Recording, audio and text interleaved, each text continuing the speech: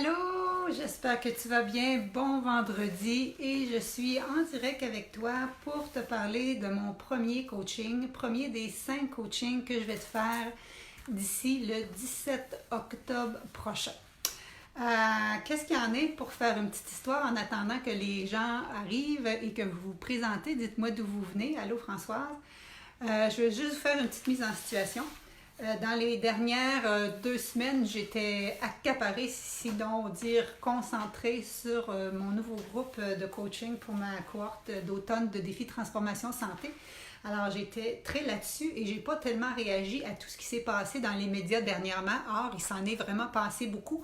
Et là, j'ai décidé que c'était le temps vraiment de vous donner l'heure juste, de faire la part des choses. Ceci dit, lundi dernier, il est apparu une nouvelle, une publication dans l'Annals of Internal Medicine, le journal des médecins américains, qui disait que finalement, la viande rouge et les charcuteries, c'était pas si mauvais pour la santé. Il n'y avait pas vraiment lieu de diminuer la consommation. Vous avez probablement vu ça passer. Ça a créé vraiment une tollée de réponses. Plusieurs personnes ont répondu chacun de leur côté. Et là, les gens me demandent, Nathalie, qu'est-ce que tu en penses? Qu'est-ce que c'est? C'est-tu vrai? C'est-tu pas vrai? Alors, je voulais vous donner leur juste. C'est exactement de ça qu'on va parler aujourd'hui, vendredi 4 octobre. Pour les autres sujets, juste pour vous donner une petite idée, le mois dernier, il y a à peu près 3 semaines, un mois, c'était au sujet de l'alimentation végétalienne qui pouvait augmenter les risques d'accidents vasculaires cérébraux, les AVC. Alors là aussi, les gens m'écrivaient, Nathalie, qu'est-ce que tu en penses? Qu'est-ce que tu en penses? Alors, je répondais comme ça à l'individuel, aux personnes qui me demandaient, mais à un moment donné, je suis aussi bien de faire l'heure juste pour tout le monde. Alors, on va parler de ça. Et je ne suis pas sans vous cacher, probablement vous le savez aussi, que le mois d'octobre, c'est le mois de prévention du cancer du sein. Donc, on va parler de ça aussi. Et étant donné que la semaine dernière, c'était la semaine sans viande, qu'on avait participé l'année passée, j'avais fait comme un défi toute la semaine. Cette année, comme je te dis, je ne l'ai pas fait. Alors, on se reprend. Dans les prochains jours, je vais te partager 5 recettes aussi pour aller en lien avec ça. Je t'en reparle un petit peu plus loin. Alors, je suis Nathalie, experte transformation santé, et je suis toujours là pour t'aider à te donner l'heure juste avec toutes les informations contradictoires qui sortent pour savoir vraiment te donner des outils. Qu'est-ce que tu fais toi dans ton assiette malgré tout ce qui s'est dit, vers où tu t'orientes vraiment pour être au sommet de ta forme. Et la majorité des gens qui viennent me voir viennent pour perdre du poids, mais en général, ce qu'on veut, c'est vieillir en santé puis éviter les maladies chroniques qui sont maladies cardiovasculaires, cancer, diabète, etc. Et c'est justement de ça qu'on va parler aujourd'hui. Alors, merci, vous êtes plusieurs en ondes. Je suis contente de vous avoir. Encore une fois, écrivez votre nom en dessous en commentaire. Si jamais vous avez des questions, posez-les. Je vais essayer de les voir et peut-être leur répondre à la fin. Et si vous revoyez cette vidéo-ci en rediffusion, mettez juste un hashtag rediffusion. OK? Alors, je commence dessus. Donc, je vais vous lire exactement qu'est-ce qu'il y en est. C'est, comme je te dis, la revue Annals of International Medicine. Le titre de ce qui est sorti, c'était vraiment New Guidelines, donc les nouvelles directives. No need to reduce red or processed meat consumption for good health. Je vais mettre mes petites lunettes. Pas besoin de diminuer ta consommation de viande rouge et de charcuterie pour la santé. Rigorous series of review, donc une rigoureuse série de reviews of the evidence found that little to no health benefit. On a trouvé peu ou pas de bénéfices santé à la réduction de la consommation de viande. Alors, je ne sais pas si tu sais, là, mais les médecins là, qui travaillent en prévention, je te dirais d'un 40 ou d'un 30 dernières années, tout ce qu'on a lu disait exactement l'inverse de ça. Donc, en quel honneur qu'une revue exhaustive puisse arriver à des résultats contradictoires. Tu sais, je veux dire, même moi, je dis, bon, qu'est-ce qui s'est passé? J'en ai manqué un bout. Tu sais, moi, il faut que je sois à l'affût pour vous donner l'heure juste. Hein? Moi, ce que je veux, c'est vous aider à être en santé. Donc, il faut que je sois au courant de tout ce qui se passe. Mais, qu'est-ce qui est arrivé? Et là, écoutez vraiment jusqu'à la fin parce que c'est comme d'un punch, là, c'est la fin la plus importante. Donc, assurez-vous de regarder la vidéo jusqu'à la fin. Je vais essayer de la faire quand même courte. Donc, comme je disais, la majorité des autres revues disaient l'inverse.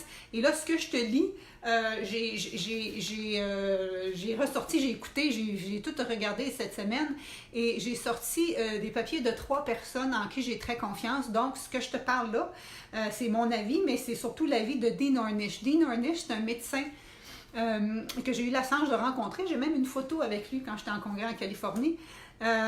Qui est le président fondateur de l'Institut de médecine préventive. Il enseigne aussi à l'Université de Californie. Donc ça, c'est ça. Ensuite de ça, il y a Scott Stoll.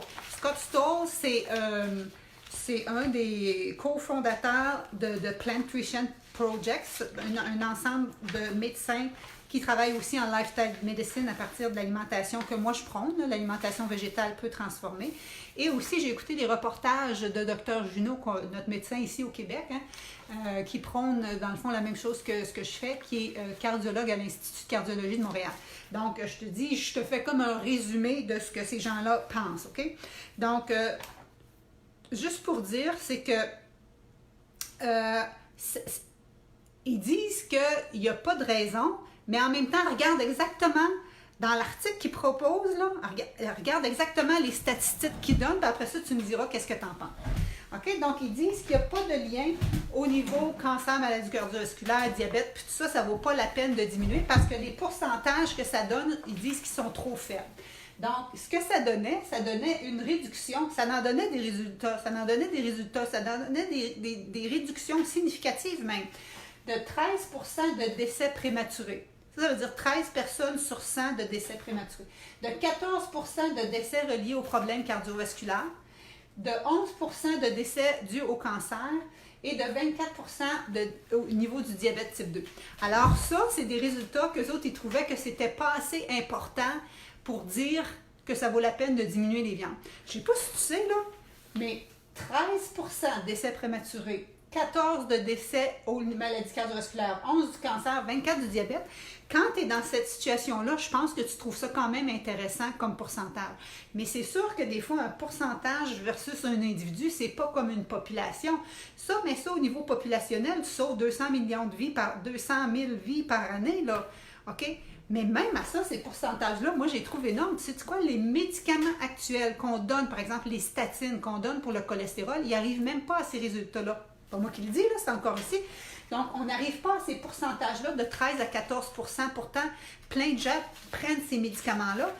Et encore plus, écoute bien tes oreilles, c'est qu'il n'y a pas d'effet sur la diminution du cancer avec les médicaments qu'on donne pour les maladies cardiovasculaires présentement. OK, les statines, ils vont jouer sur le décès prématuré, c'est les maladies cardiovasculaires subséquentes. On n'atteint probablement pas ces pourcentages-là. Ils n'ont pas d'effet sur le cancer. Et au lieu de diminuer de 24% de diabète type 2, ils augmentent les risques de diabète. Quand tu prends des statines, OK, sur le long terme, tu augmentes tes risques de diabète, c'est prouvé. Et plus que prouvé, ma mère en est un cas flagrant, est rendue diabétique suite à plusieurs années de médication pour le cœur. OK? Donc ça, c'est dans un premier temps. Les pourcentages sont là. Eux trouvaient que ce n'était pas assez significatif. Et c'est comme si, Dr Ornish, il dit, c'est comme si il n'y a pas vraiment plus d'effet de cancer du poumon de réduire à 20 cigarettes si tu prenais 24 cigarettes. OK? Donc, en fait, l'affaire, c'est que les études qu'ils ont prises, premièrement, c'est que dans le domaine de la santé, tu ne peux pas dire toi tu manges de la viande, toi tu n'en manges pas, etc. C'est plus des études populationnelles, épidémiologiques. On regarde ce que les gens ont fait au fil des années et on fait des statistiques, on fait des analyses à ce niveau-là. C'est pas comme si ce médicament-là, marche-tu pas, on te le donne, puis l'autre groupe, on donne un placebo. Dans la vie de tous les jours, les gens, il faut qu'ils continuent à manger, tout ça. Donc, c'est moins évident de faire ces études-là. Donc, c'est plus des grandes études de cohorte qui vont sur plusieurs années. Or, quand tu fais des méta-analyses puis que tu tires des conclusions, il faut que tu prennes toutes les études.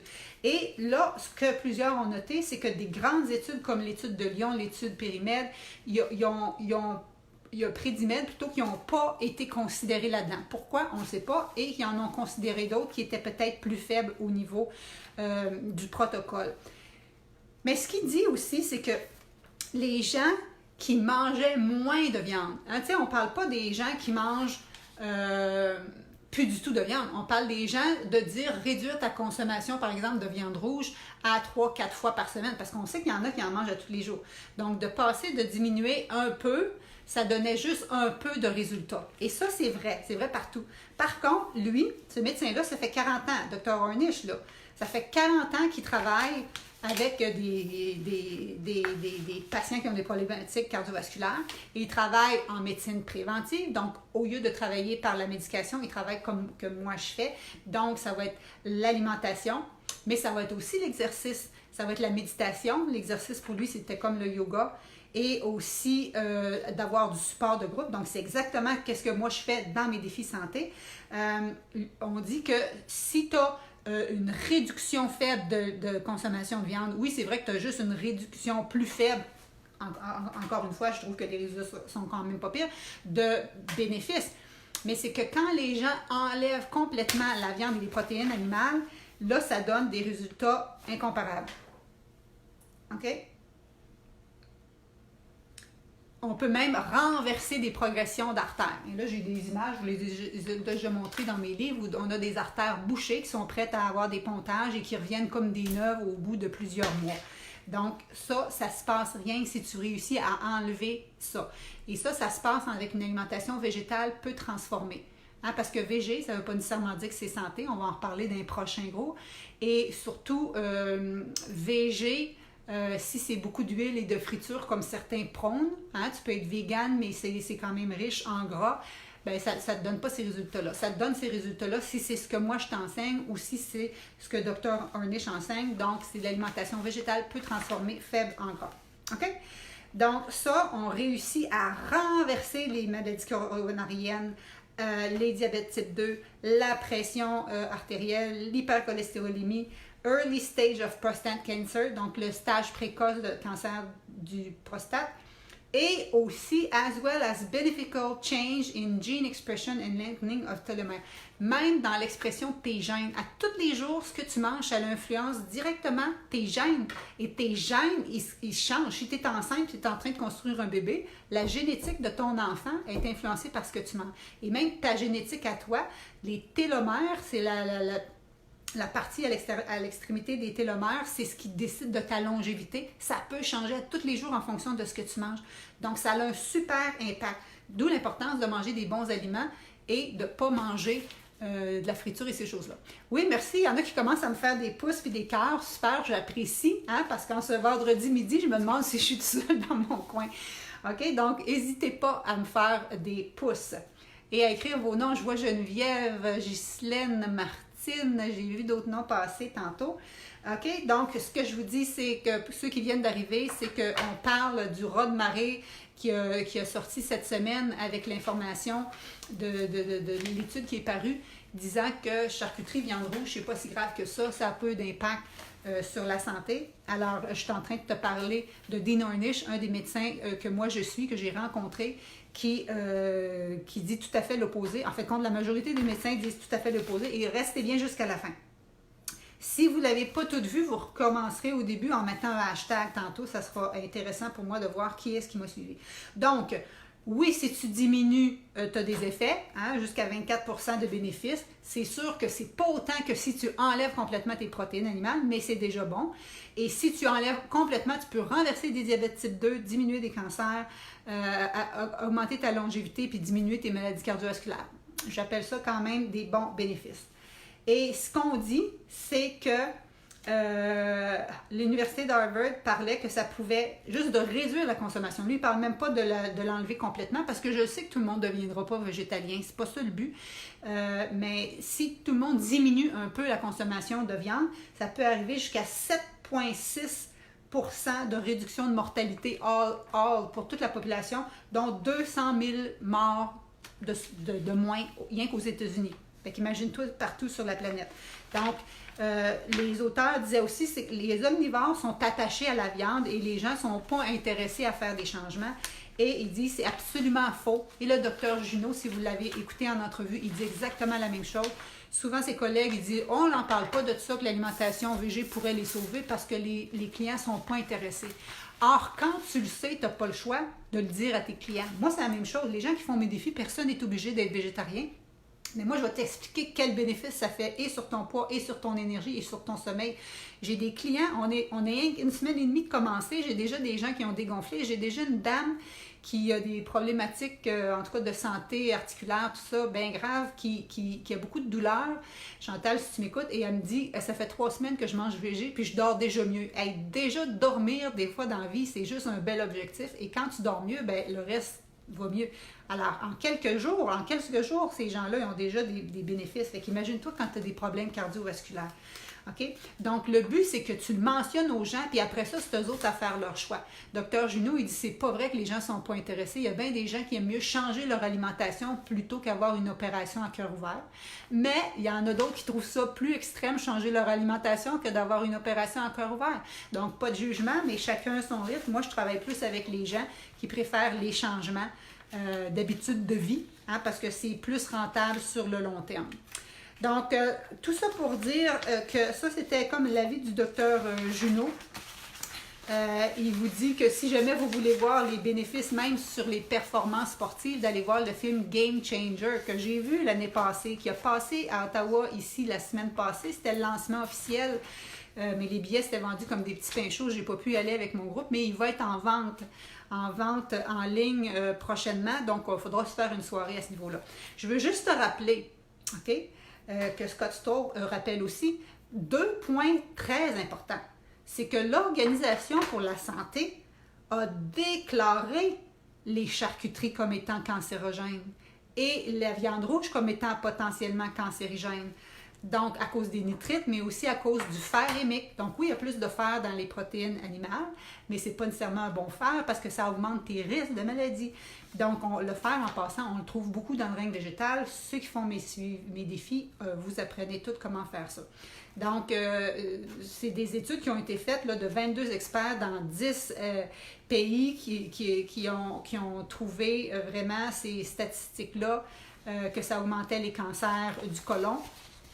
Et ça refait mon lien avec la semaine passée, qui était la semaine sans viande, justement en association avec le cancer colorectal. Parce que la viande rouge, premier élément associé au cancer colorectal, d'où le but de le manger végé. Et c'est pour ça que je vais vous partager 5 recettes dans les prochains jours. Ça fait 2 semaines que j'ai réduit ma consommation de viande et j'ajoute des légumineuses et protéines végétales et je vois plus la faim. Et je me sens beaucoup, je ne vois pas la fin. Donc, merci. Hélène a dit qu'elle se sent mieux.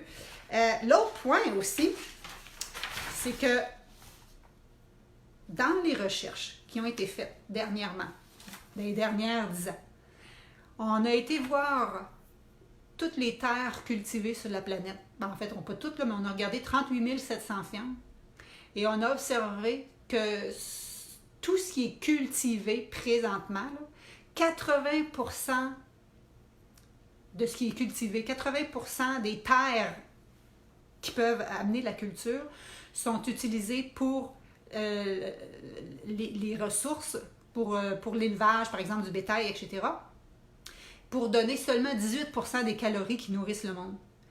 Alors, ça prend beaucoup, beaucoup de terre pour le bétail, mais aussi pour le soya. Puis le soya qui est planté comme ça en quantité industrielle, c'est pas pour l'humain, c'est pour nourrir le bétail. Alors, on se dit qu'on pourrait nourrir bien plus de gens si on nourrissait les personnes avant de nourrir le bétail. Tout ça pour dire que 80% des terres pour seulement 18% des calories, c'est pas nécessairement rentable. Et avec comment qu'on a, c'était la marche mondiale du climat la semaine passée, on ne peut plus négliger ça. Le fait de dire aux gens mange plus de viande, ça a une répercussion directe aussi sur la santé de notre planète. Donc, il y a ça à faire.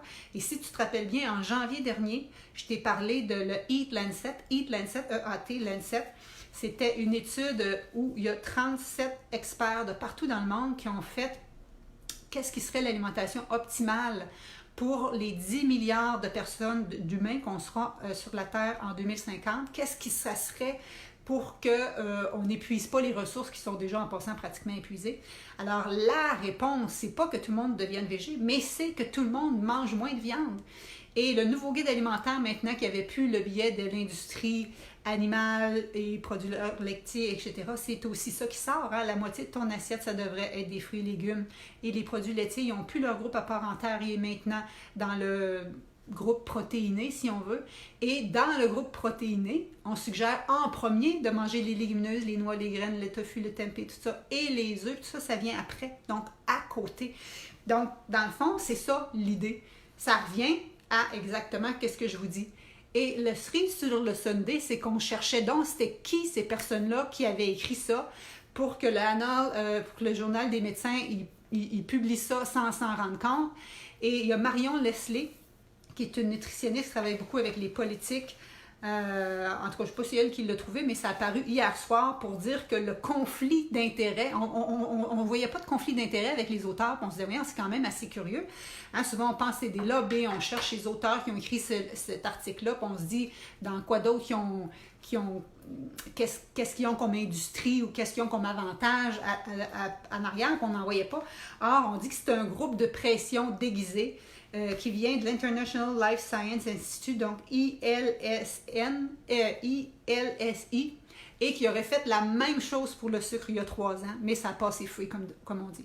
Donc, tout ça pour dire que c'est important d'être au courant de ce qui se passe. C'est important de réagir parce que tous les médecins que je vous parle, Ornish, Barnard, Greger, my God, ils ont tous sorti, ils ont fait une pétition pour que l'article soit retiré, okay? Parce que ça va à l'encontre de tout ce qui s'est dit scientifiquement dans les 40 dernières années. Donc, les gens travaillent fort pour améliorer les santé de la population. On ne fait pas ça pour nos beaux yeux, nous autres, là, qu'est-ce qu'on fait là? Qu'est-ce qu'on prône? C'est pour vous aider à être en meilleure santé, diminuer vos risques de maladies chroniques, vieillir en santé, être bien dans votre corps, dans votre peau et avec un poids dans lequel vous êtes confortable.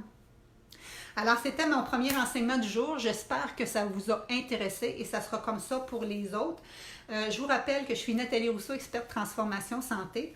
Et ma mission, depuis 25 ans, c'est de vous aider à vous donner leur juste en alimentation. C'est la même chose en entraînement. Pour vous outiller, qu'est-ce que tu vas faire dans ton assiette pour être au sommet de ta forme, déborder d'énergie et être bien dans ta peau. Alors, c'était le premier. On parlait de viande rouge, charcuterie. Qu'est-ce qu'il y en est du tollé qui est sorti lundi? On a fait leur juste. Je vous ai donné les vraies statistiques. Juste pour te remonter, là, comme le 80% des terres, 18% des calories, j'ai les ai aussi, des fois, c'est plus visuel pour toi. Je fais toujours mon petit dessin sur mon tableau blanc pour t'appuyer. Alors, je fais ça aussi court que ça. Suivez-moi dans les prochains jours. Abonnez-vous à ma page, à mon infolette, si vous voulez être certain de voir ces vidéos-là et de recevoir les recettes. Alors, je vous reparle lundi du lien avec les maladies cardiovasculaires AVC. On va parler cancer et cancer du sein et le mois d'octobre. Je vais vous donner les 4 piliers pour la prévention. Ensuite de ça, on va parler de santé intestinale, digestion, perte de poids. Gardez votre jeudi soir prochain, 8 heures à l'agenda pour une finale importante. Et ça sera comme ça dans les prochains jours. Alors, je vous remercie beaucoup. Bonne fin de journée, bon vendredi. Merci.